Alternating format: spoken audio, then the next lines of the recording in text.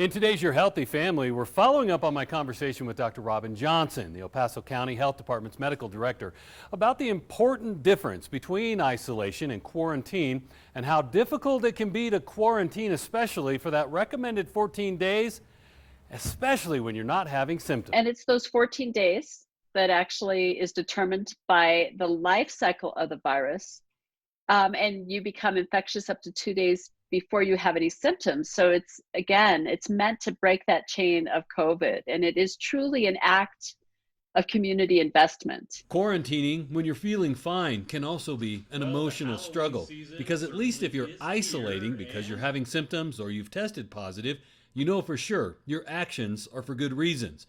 Either way, it can be a mental struggle, especially around the upcoming holidays when we usually gather with friends and family. I think that it is really important to acknowledge that there is a grief to this, right? There is something that feels that we've lost because it's not the same, because we really look forward to being with family or friends, or we feel isolated. And so first acknowledging that, I think, is key to, these are not necessarily easy decisions for you personally. I also think, though, that it's really important to focus on what you still can do and think through with the people you care about some ways that you can still connect, ways that you can maybe innovate and create a tradition just for 2020, because this has been the year that has brought us all kinds of challenges, right? And so it will be one that becomes infamous in our memories. And when does Dr. Johnson think all of the COVID mitigation measures might start to ease? I do think that we're in for a long winter. I do think that there are these things that can bring us hope, and we need to capitalize on. The vaccine will be one of them, but it is another layer in prevention.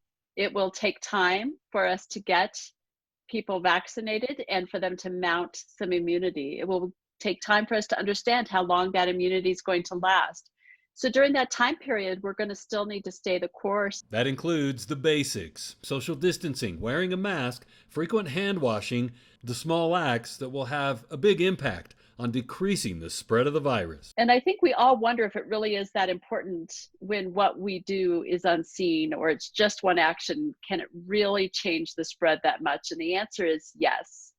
We need everyone to snip that thread of virus that is connected to you. It ends with you when you follow the guidance for isolation and or quarantine. It ends when you put on your mask, or keep your distance, or wash your hands, or make a choice to have a small gathering. And small acts absolutely lead to the big impact. Until then, as trite as it might sound, we're all in this together, and we need to be watching out for each other. And what COVID-19 precautions you need to know before you go. We're going to need to be thinking through how we're going to, stay this course and encourage each other. Have grace with each other when we're maybe not as patient or as diligent. And make sure that we come together in a community to support each other as we have days that we're more discouraged than others.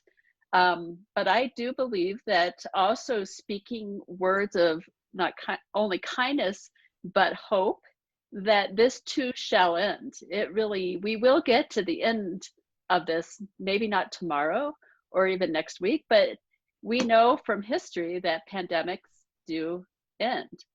And we have more resources than anyone in history has ever had to help us get to the end of that more successfully and more quickly. I'm always watching out for your health. I'm Ira Cronin.